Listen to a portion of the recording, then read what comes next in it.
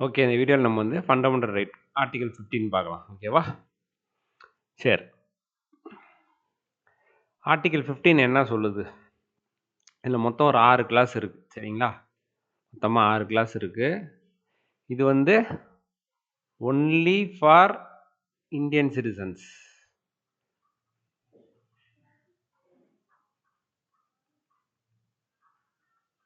ஓகேவா?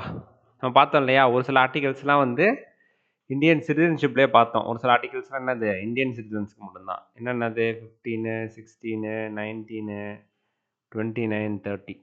சரிங்களா? இது எல்லாமே வந்து இந்தியன் சிட்டிசன்ஸ்க்கு மட்டும்தான் அவைலபிள். ஸோ இது வந்து ஆர்டிகல் 15 வந்து எக்ஸ்க்ளூசிவ்லி ஃபார் இந்தியன் சிட்டிசன்ஸ் தான். அப்போ பாருங்க என்ன சொல்றாங்க ஆர்டிகல் 15ல? இந்த state shawl not discriminate. State ஓகேவா? ஸ்டேட்ன்ற வார்த்தைக்கான அர்த்தத்தை நம்ம ஏற்கனவே பார்த்துருக்கோம். The state shall not discriminate any citizen on the grounds நான் சொன்னேன்ல சிட்டிசன்ஸுக்கு மட்டும்தான் அப்படின்னு, அதனால தான் எனி சிட்டிசன் கொடுத்துருக்காங்க. Grounds only of religion, race, caste, sex, place of birth or any of them. ஓகேவா? இந்த 5 விஷயம் இருக்கு இல்லையா? Religion, race, caste, sex, place of birth. இந்த 5 விஷயத்தை வச்சு எந்த சிட்டிசனையும் ஸ்டேட் என்ன பண்ணக்கூடாது? டிஸ்கிரிமினேட் பண்ணக்கூடாது, பாகுபடுத்தக்கூடாது. ஓகேவா? இப்போ வந்து இவர் வந்து இந்த ரிலிஜனை சேர்ந்தவர், அதனால இவருக்கு வந்து இந்த ஸ்கீம் வந்து கிடையாது. இல்லை இப்போ ஃபார் எக்ஸாம்பிள் நம்ம டிஎன்பிஎஸ்சி எக்ஸாம் எழுதுகிறோம்னு வச்சுக்கோங்களேன். இப்போ ஒன்லி வந்து பார்த்தீங்கன்னா இந்த பர்டிகுலர் கேஸ்ட்டை சேர்ந்தவங்க மட்டும்தான் டிஎன்பிஎஸ்சிக்கு அப்ளை பண்ணணும் அப்படின்னு சொன்னாங்கன்னு வச்சுக்கோங்களேன். அது சரியாக இருக்குமா? சரியாக இருக்குன்றதை தாண்டி அதை வந்து தவறு. ஏன் அப்படின்னா அதை தான் இந்த ஆர்டிகல் 15 என்ன சொல்லுது? ரேஸை கேஸ்ட்டை வச்சு என்ன பண்ணக்கூடாது? நம்ம டிஸ்கிரிமினேட் பண்ணக்கூடாது யாரையும். அப்போ டிஎன்பிஎஸ்சிக்கு யார் வேணாலும் அப்ளை பண்ணலாம். கரெக்டாக? அதே மாதிரி ஆண்கள் மட்டும் தான் அப்ளை பண்ண முடியும், பெண்கள் அப்ளை பண்ண முடியாது டிஎன்பிஎஸ்சி எக்ஸாமுக்கு அப்படின்னு ஒரு ரூல் கொண்டு வந்துச்சுன்னா ஸ்டேட்டு, அதாவது கவர்மெண்ட்டு, அதுவும் ஆர்டிகல் 15 வந்து வயலேட் பண்ணும். ஸோ அந்த மாதிரிலாம் டிஸ்கிரிமினேட் பண்ணக்கூடாது. இதை சொல்கிறதான் ஆர்டிகல் 15. சரிங்களா? புரிஞ்சிருக்கும்ல? அது புரிஞ்சிருக்கும். இப்போ 15 கிளாஸ் 1 வந்து இதை வந்து சொல்லுது. சரியா? சரி, 15 கிளாஸ் 2 என்ன சொல்லுது? ஸோ அந்த டைமில் வந்து பார்த்தீங்கன்னா கான்ஸ்டியூஷன் வந்து அந்த டைமில் வந்து பார்த்தீங்கன்னா இப்போயுமே இருக்குது, பட் இப்போ கொஞ்சம் கம்மியாக இருக்குது. என்னன்னா அன்டச்சபிலிட்டி அப்படின்ற ஒரு விஷயம் வந்து இருந்துச்சு இல்லையா? தீண்டாமை. சரி, இப்போ அதை வந்து ஒழிக்கணும் இல்லையா? அப்போ அதுக்கு வந்தது என்னது? Article 15 clause 1. இது ஆர்டிகல் 15 கிளாஸ் 2. ஓகேவா?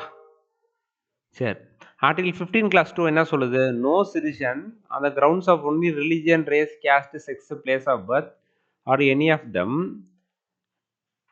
To any disability, liability, restriction. ஓகேவா? அப்படின்னா என்ன அர்த்தம்னா, இப்போ அந்த டைமில் வந்து பார்த்தீங்கன்னு வச்சுக்கோங்களேன், ஒரு ஊருக்கு நடுவில் ஒரு கிணறு இருக்குது அப்படின்னா அது பொது கிணறு தான். ஆனால் என்ன பண்ணுவாங்க, அந்த ஊரில் உள்ள ஒரு சிலர், நாங்கள் தான் இங்கே வந்து தண்ணி எடுப்போம், நீங்கள் எடுக்கக்கூடாது அப்படின்வாங்க. அதே மாதிரி வந்து அந்த ஊரில் வந்து பொதுவாக வந்து ஒரு குளம் இருக்கும், அந்த குளத்துல வந்து இந்த கம்யூனிட்டியை சேர்ந்தவங்களாம் போய் குளிக்கக்கூடாது அப்படின்னு சொல்லுவாங்க. அதே மாதிரி டெம்பிள், சரிங்களா, டெம்பிள்குள்ளார வரக்கூடாது, கோயிலுக்குள்ளார வரக்கூடாது அப்படின்னு சொல்லுவாங்க. சரியா? இந்த மாதிரி நிறைய விஷயம் இருந்துச்சு இல்லையா? ஸோ இது எல்லாத்தையும் என்ன பண்ண, இது எல்லாமே என்னது? தப்பு. அப்போ ஆர்டிகல் 15 கிளாஸ் 2 என்ன சொல்லுது? இந்த கிரவுண்டு, இந்த ரிலிஜியன், கேஸ்ட்டை மட்டும் சொல்ல, religion, race, caste, sex, place of birth, இதை வச்சு என்ன பண்ணக்கூடாது? இந்த மாதிரி விஷயங்களை வந்து நம்ம வந்து ரெஸ்ட்ரிக்ஷன்லாம் பண்ணக்கூடாது. யாரையுமே ரெஸ்ட்ரிக்ட் பண்ணக்கூடாது. நீங்கள் இதுக்குள்ளார வரக்கூடாது, நீங்கள் இந்த குளத்துல வந்து குளிக்கக்கூடாது அப்படின்னா சொல்லி யாரையுமே வந்து என்ன பண்ணக்கூடாது? ரெஸ்ட்ரிக்ட் பண்ணக்கூடாது. அதான் என்ன சொல்கிறாங்க? Access to shops, public restaurants, hotels, places of public entertainment, இதெல்லாம் எல்லாருமே போகலாம். இப்போ ஒரு தியேட்டர் இருக்குன்னு வச்சுக்கோங்களேன், தியேட்டருக்கு என்ன பண்ணலாம்? எல்லாருமே போகலாம். இல்லை இந்த கேஸ்ட்டை சேர்ந்தவங்க தான் வரணும், இந்த ரிலிஜனை சேர்ந்தவங்க மட்டும் தான் உள்ள அலவுடு அப்படிலாம் வந்து டிஸ்கிரிமினேட் பண்ணக்கூடாது. இப்போ இந்த 15 கிளாஸ் 2 இருக்குது பார்த்தீங்களா? இது மட்டும் வந்து பார்த்தீங்கன்னா இது வந்து இண்டிவிஜுவல்ஸுக்கும் வந்து இது வந்து அப்ளை ஆகும்.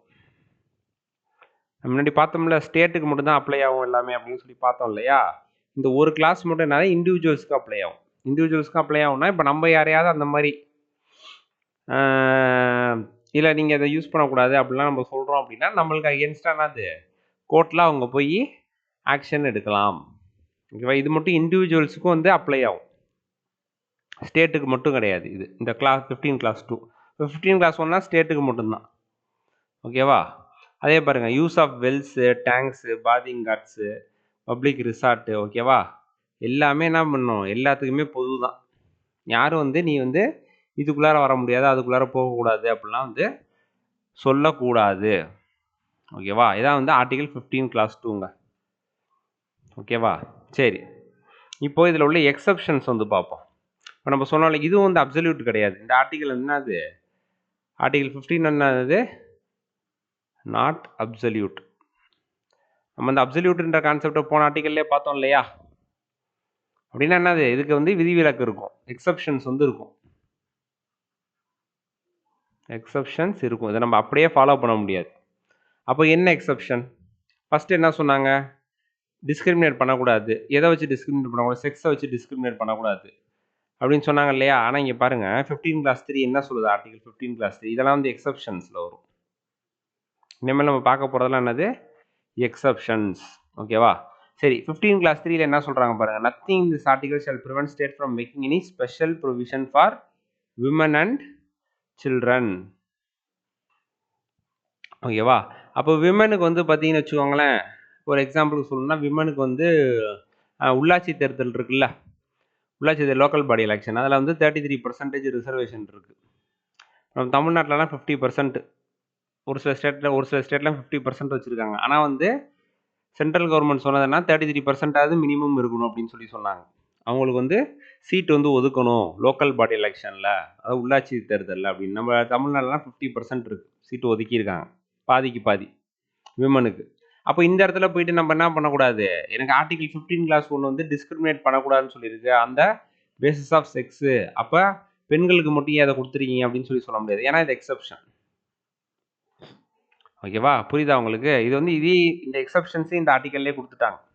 அப்போ சில்ட்ரனுக்கு வந்து ஒரு சில ஸ்கீம்ஸ் கொண்டு வராங்க இல்லையா, சில்ட்ரனோட டெவலப்மெண்ட்டுக்கு. ஓகேவா? ஃபிசிக்கல் டெவலப்மெண்ட்டாக இருக்கட்டும், இல்லை மென்டல் டெவலப்மெண்ட்டாக இருக்கட்டும், ஓகேவா? அதுக்கெலாம் ஒரு சில ஸ்கீம்ஸ் எல்லாம் கொண்டு வராங்க. அவங்களுக்குன்னு நிறையா வந்து கவர்மெண்ட் வந்து செலவு பண்ணுறாங்க இல்லையா? ஸோ அதெல்லாம் வந்து பார்த்தீங்கன்னா நீங்கள் ஏன் எங்களுக்கும் கொடுக்கல அப்படின்னு சொல்லிட்டு நம்ம போய் கேட்க முடியாது. இதெல்லாம் வந்து எக்ஸப்ஷன். ஓகேவா? அப்போ சில்ட்ரன்றனால அவங்களுக்கு அதை கொடுக்குறாங்க, எனக்கும் கொடுங்கன்னு நம்ம போய் கேட்க முடியாது. ஓகே, ஸோ இது வந்து ஆர்டிகல் 15 கிளாஸ் 3 வந்து இதை பற்றி பேசுது. சரியா? சரி, அடுத்து பாருங்க, ஆர்டிகல் 15 கிளாஸ் 4. ஓகேவா? ஆர்டிகல் 15 கிளாஸ் 4 இது வந்து பார்த்தீங்கன்னா ஃபஸ்ட்டு கான்ஸ்டியூஷனல் அமெண்ட்மெண்ட் ஆக்ட் 1951 வந்தது. ஓகேவா? இதை தான் நம்ம என்ன பண்ணோம், நம்ம முன்னாடியே பார்த்தோம் இல்லையா, கேசஸ்லாம் பார்த்தோம், நம்ம ஞாபகம் இருக்கும்னு நினைக்கிறேன் உங்களுக்கு. சரியா? நம்ம என்னென்ன கேஸ் பார்த்தோம்,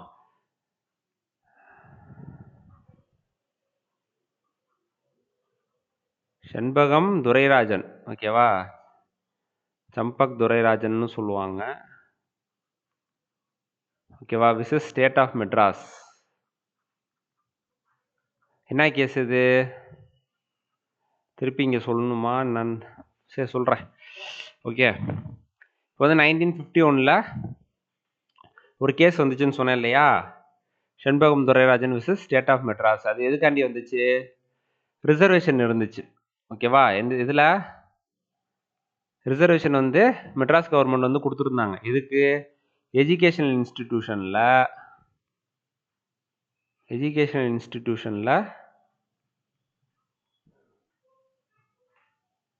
கவர்மெண்ட் எஜுகேஷன் இன்ஸ்டிடியூஷனில், ஓகேவா, ப்ரைவேட் கிடையாது, கவர்மெண்ட் எஜுகேஷன் இன்ஸ்டிடியூட்டில் இன்ஜினியரிங்க்கும் எம்பிபிஎஸ்க்கும்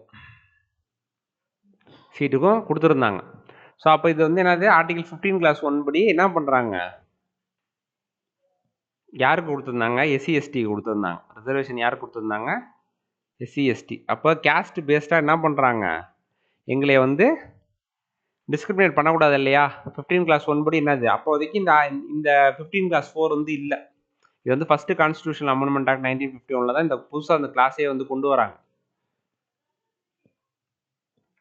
ஓகேவா? ஸோ அப்போ ஆர்டிக்கல் 1, 2, 3 தான் இருந்துச்சு. சரியா?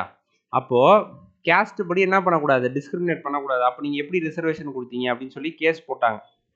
செண்பக துரைராஜன்றவங்க என்ன பண்ணாங்க, மெட்ராஸ் கவர்மெண்ட் எதிர்த்து கேஸ் போட்டாங்க. அதில் வந்து கோர்ட் என்ன சொல்லிடுச்சு, ஆமா இது கரெக்ட் தான் அப்படின்னு சொல்லிட்டாங்க. அப்போ ரிசர்வேஷன் எப்படி கொண்டு வரலாம் அப்படின்றப்ப ஃபர்ஸ்ட் கான்ஸ்டியூஷனல் அமெண்ட்மெண்ட் ஆக்ட் வந்து கொண்டு வந்தாங்க.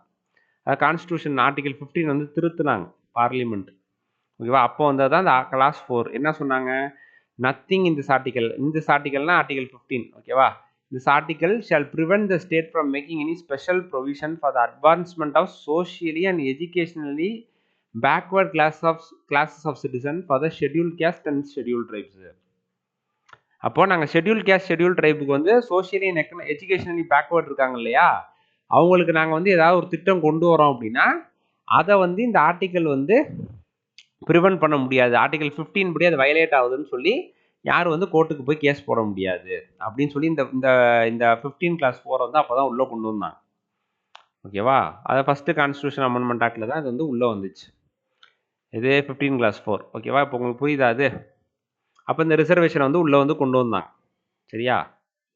சரி, இப்போ 15 clause 5 இப்போ வந்து பார்த்தீங்கன்னா எஜுகேஷன் இன்ஸ்டிடியூஷனில் என்ன பண்ணிட்டாங்க, உள்ளே வந்து கொண்டு வந்துட்டாங்க. சரியா? ஆனால் இப்போ வந்து பார்த்தீங்கன்னா நிறைய ப்ரைவேட் இன்ஸ்டிடியூஷன் வந்து நிறையா வர ஆரம்பிச்சிருச்சு. ப்ரைவேட் எஜுகேஷனல் இன்ஸ்டிடியூஷன்ஸ் வந்து என்ன பண்ண ஆரம்பிச்சிருச்சு, நிறையா வர ஆரம்பிச்சிருச்சு. கரெக்டா? அப்போ ப்ரைவேட்டை வந்து நம்ம வந்து ரெண்டாக பிரிக்கலாம். ஒன்று வந்து எய்டடு, இன்னொன்று வந்து ப்ரைவேட் நான் எய்டட். ஓகேவா? ப்ரைவேட்டாகவே இருக்கும் அது. சரிங்களா? Fully private. எய்டட்னா என்ன அர்த்தம் அப்படின்னா, கவர்மெண்ட் வந்து கொஞ்சம் ஃபண்ட்ஸ் வந்து கொடுப்பாங்க அவங்களுக்கு அதை ரன் பண்ணுறதுக்கு. ஆனால் அது வந்து ஓனர் யாராக இருப்பா, ப்ரைவேட் ஆளாக தான் இருப்பாங்க.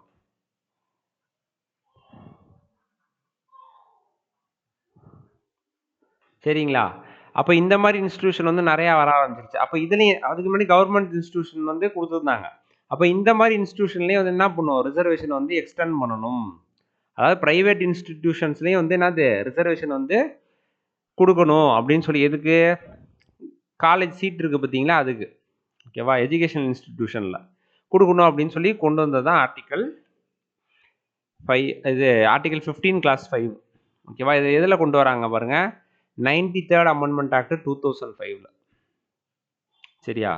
அப்போ என்ன சொல்கிறாங்க, இதில் வந்து ஒரே ஒரு இன்ஸ்டிடியூஷனுக்கு மட்டும் விலக்கு இருக்குது. என்ன அது அப்படின்னா, மைனாரிட்டி இன்ஸ்டிடியூஷன் இருக்கு இல்லையா, மைனாரிட்டி இன்ஸ்டிடியூஷன் சொல்லியிருப்பாங்க. யார் மைனாரிட்டி இன்ஸ்டிடியூஷன்? மைனாரிட்டி இன்ஸ்டிடியூஷன்னா இப்போ நம்ம இதில் யார் யாரெல்லாம் மைனாரிட்டி நம்ம நாட்டில் அப்படின்னு கேட்டிங்கன்னா, கிறிஸ்டின்ஸு,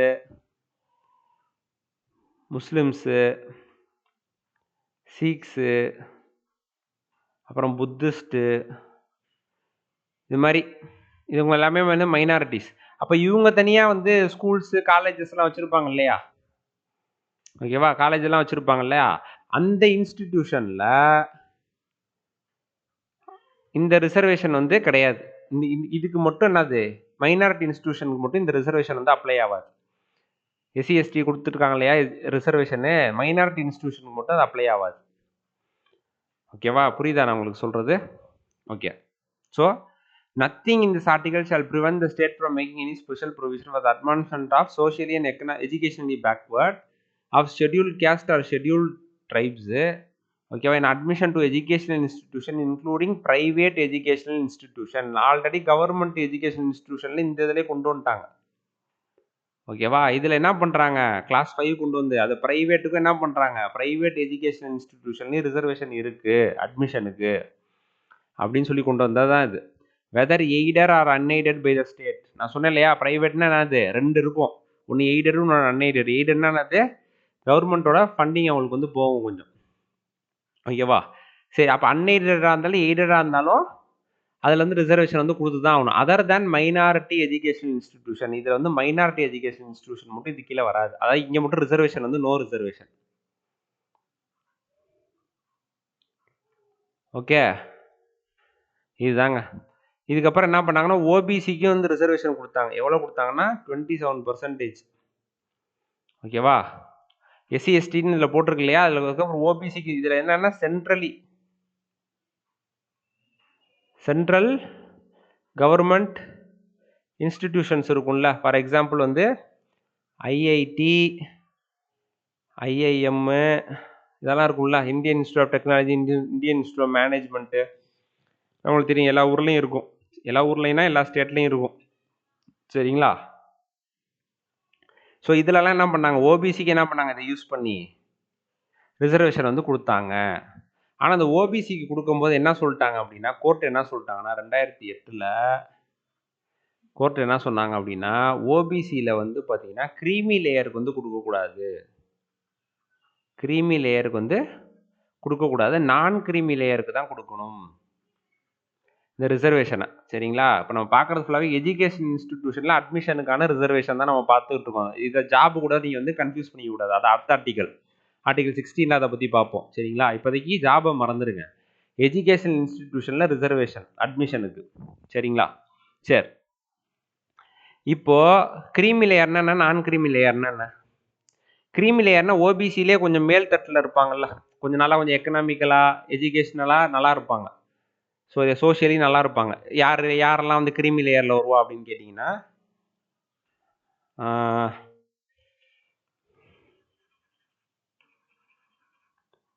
ஒரு நிமிஷம்.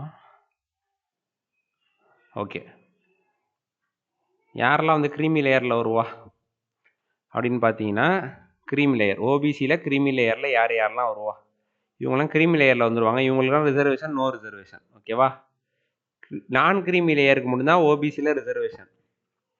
இப்போ க்ரீமி லேயரில் யார் யார் வருவாங்க அப்படின்னு பார்த்தீங்கன்னா, இந்த கான்ஸ்டியூஷனல் போஸ்டெல்லாம் இருக்குல்ல, அவங்களோட பிள்ளைங்களுக்கு இதெல்லாம் கிடைக்காது. கான்ஸ்டியூஷனல் போஸ்ட்டு, ஃபார் எக்ஸாம்பிள் என்ன constitutional post, supreme court, high court judge. ஓகேவா? அவங்க பிள்ளைங்க. சரிங்களா? ஏன்னா நம்ம அட்மிஷனை பற்றி தானே பேசிகிட்டு இருக்கோம், காலேஜ் அட்மிஷன். ஸோ அந்த மாதிரி அவங்க அப்பா அம்மா வந்து சுப்ரீம் கோர்ட், ஹை கோர்ட் ஜட்ஜாக இருந்தாங்க அப்படின்னா அது. அப்புறமேட்டு வேறு என்ன, கேகு, கம்ப்ட்ரோலர் அண்ட் ஆடிட்டர் ஜென்ரலு. ஓகேவா? ஸோ இந்த மாதிரி சீஃப் எலெக்ஷன் கமிஷனர், இதெல்லாமே கான்ஸ்டியூஷனல் போஸ்ட். கான்ஸ்டியூஷன்லேயே இந்த போஸ்ட் எல்லாமே மென்ஷன் ஆகிருக்கும் உங்களுக்கு. ஓகேவா? பிரசிடென்ட்டு, கவர்னரு, ஓகே, சொல்லிக்கிட்டே போகலாம். நான் ஒரு எக்ஸாம்பிளுக்கு சொல்கிறேன். இவங்க பிள்ளைங்களுக்கெல்லாம் என்ன கிடையாது, ரிசர்வேஷன் கிடையாது. ஏன்னா இவங்கெல்லாம் க்ரீமி லேயரில் வந்துடுவாங்க. இன்னொன்று என்னது, ஆஃபீஸர்ஸு கிளாஸ் ஏ கிளாஸ் பின்னு இருக்கு. ஓகேவா? அதில் உள்ள ஆஃபீஸர்ஸ். ஓகேவா? உள்ள ஆஃபீஸர்ஸோட பிள்ளைங்களுக்கு வந்து கிடையாது.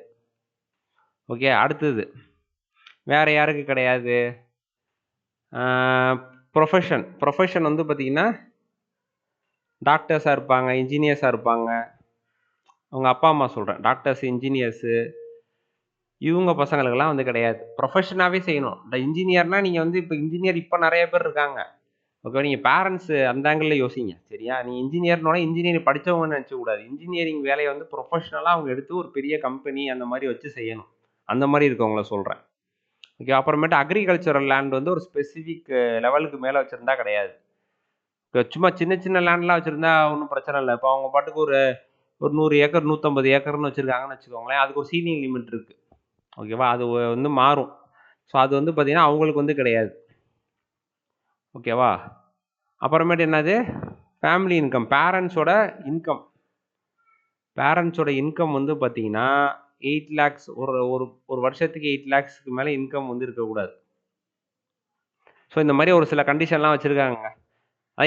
இது எல்லாமே நீங்கள் வந்து பார்த்தீங்கன்னா இவங்களோட இந்த என்ன சொல்கிறது, இவங்களோட அந்த ஸ்டேட்டஸ் வந்து நல்லாயிருக்கும் சொசைட்டியில். சரியா? அந்த மாதிரி ஆளுங்களுக்கு தான் என்னது, அந்த மாதிரி ஆளுலாம் க்ரீமி லேயரில் வந்துடுவாங்க. ஸோ இவங்களுக்குலாம் நோ ரிசர்வேஷன். அப்போ நான் க்ரீமி லேயரில் இது இல்லாமல் 8 lakhs கீழே இன்கம்லாம் இருக்கும்ல, அவங்களும் நான் க்ரீமி லேயரில் வந்துடுவாங்க. அவங்களுக்கு தான் அந்த 27% என்னது reservation in admission for college. இதில் போத் கவர்மெண்ட் அண்ட் ப்ரைவேட்டில். சரிங்களா? மைனாரிட்டி இன்ஸ்டியூஷனில் மட்டும் இந்த ரூல் வந்து அப்ளை ஆகுது. மைனாரிட்டி இன்ஸ்டியூஷனுக்கு நோ ரிசர்வேஷன் கிடையாது. ரிசர்வேஷன் வந்து அந்த இன்ஸ்டியூஷன்ஸ்க்கு மட்டும் கிடையாது, மற்ற எல்லாத்துக்குமே உண்டு. சரிங்களா? அது புரிஞ்சிருச்சா? இதாங்க ஆர்டிகல் 15 class 5. இப்போ கடைசியாக ஆர்டிகல் 15 class 6 ஒன்று கொண்டு வந்தாங்க. எப்போ? 2019. என்ன அமெண்ட்மெண்ட் ஆக்ட்? 103. ஓகேவா?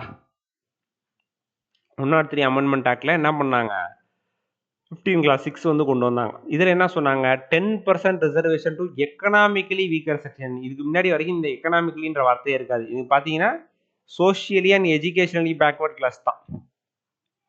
ஓகேவா? இங்கேயும் பாருங்க, socially and educationally backward class. புரியுதா? பார்த்தீங்கன்னா உங்களுக்கு தெரியும் இந்த இடத்துல. சரி, ஆனால் இங்கே பாருங்க, எக்கனாமிக்கலி வீக்கர் செக்ஷன். எக்கனாமிக்கலி அப்படின்ற வார்த்தையே வந்து 2019 தான் அந்த ஆர்டிகல் 15 கிளாஸ் 6ல் வந்து 15ல் வருது, கிளாஸ் 6ல். சரிங்களா? சரி, அப்போ இதில் யார் யார் வருவா? 10% ரிசர்வேஷன் யார் யாருன்னா, யாரெல்லாம் வந்து கவர் ஆகலையோ, இதில் வந்து யாரெல்லாம் கவர் ஆகிட்டா? எஸ்சி எஸ்டி கவர் ஆகிட்டாங்க, கரெக்டா? ஓபிசி இதில் கவர் ஆகிட்டாங்க, இந்த இதில் கவர் ஆகிட்டாங்க, கரெக்டா? சரி, அப்போ யார் கவர் ஆகலை அப்படின்னா, கிட்டத்தட்ட ஜென்ரல் கேட்டகரியில் இருக்கவங்க தான் கவர் ஆகலை. ஜென்ரல் கேட்டகரி இருப்பாங்க இல்லையா, அவங்க வந்து கவர் ஆகலை. அப்போ அவங்களுக்கு தான் இந்த 10% ரிசர்வேஷன் அப்படின்ற மாதிரி இன்டெரக்டாக சொல்லியிருப்பாங்க. ஓகேவா? ஸோ அப்போ ஆல்ரெடி வந்து யாரெல்லாம் கவர் ஆகிட்டா, who are not covered under any existing scheme of reservation, அதாவது இந்த எஸ்சி எஸ்டி ஓபிசி ரிசர்வேஷனில் யாரெல்லாம் கவர் ஆகலையோ அவங்களுக்கு இந்த 10% ரிசர்வேஷன். அப்போ யார் இருப்பா? ஆட்டோமேட்டிக்காக ஜென்ரல் கேட்டகரியில் உள்ளவங்க தான் இருப்பாங்க. ஓகேவா? இது எப்போ வந்துச்சுன்னா 2019 வந்துச்சு. அது 103வது சட்ட திருத்தம். சரிங்களா? சரி, இதுக்கும் வந்து கிரைட்டீரியா இருக்குது. இந்த எக்கனாமிக்கலி வீக்கர் செக்ஷன்றதை எப்படி கண்டுபிடிப்பாங்க அப்படின்னா, எக்கனாமிக்கலி வீக்கர் செக்ஷன் அப்படி வந்து பார்த்தீங்க அப்படின்னா, இது வந்து ஃபேமிலி இன்கம் வந்து பார்த்தீங்கன்னா 8 lakhsக்கு மேலே இருக்கக்கூடாது. மொத்த ஃபேமிலியோட இன்கம் மேலே இருக்கக்கூடாது பர் இயருக்கு. ஓகேவா? அப்புறமேட்டு ஒரு சில கண்டிஷன் வச்சுருக்காங்க. ஃப்ளாட் வந்து ஒரு 1000 ஸ்கொயர் ஃபீட்டுக்கு மேலே வந்து வச்சுருக்கக்கூடாது. அந்த மாதிரி ஒரு சில கண்டிஷன்லாம் இருக்குது. சரிங்களா? ஸோ இதெல்லாம் வந்து இதெல்லாம் இல்லை, இதுக்கெல்லாம்குள்ளார அவங்க வந்து வந்தாங்க அப்படின்னா அவங்களுக்கு தான் என்னது, இந்த எக்கனாமிக்கலி வீக்கர் செக்ஷன் ரிசர்வேஷன் 10% வந்து அவங்களுக்கு வந்து போகும். ஓகேவா? எதில்? எஜுகேஷ்னல் இன்ஸ்டிடியூஷனில். அதை புரிஞ்சுக்கணும் நல்லா. ஓகேவா? எம்ப்ளாய்மெண்ட் வந்து அடுத்த ஆர்டிகல் 16ல் வந்து நம்ம வந்து பார்ப்போம். சரியா? அதையும் போட்டு குழப்பிக்காதீங்க. சரியா? அவ்வளோதாங்க இந்த ஆர்டிகல் 15 வந்து இப்போ நம்ம வந்து பார்த்தாச்சு. சரிங்களா? சரி, இந்த வீடியோ உங்களுக்கு பிடிச்சிருந்துச்சு அப்படின்னா லைக் பண்ணுங்கள், நம்ம சேனலில் வந்து உங்கள் ஃப்ரெண்ட்ஸுக்கு வந்து சென்ட் பண்ணுங்கள், சப்ஸ்கிரைப் பண்ணுங்கள். Okay, thank you.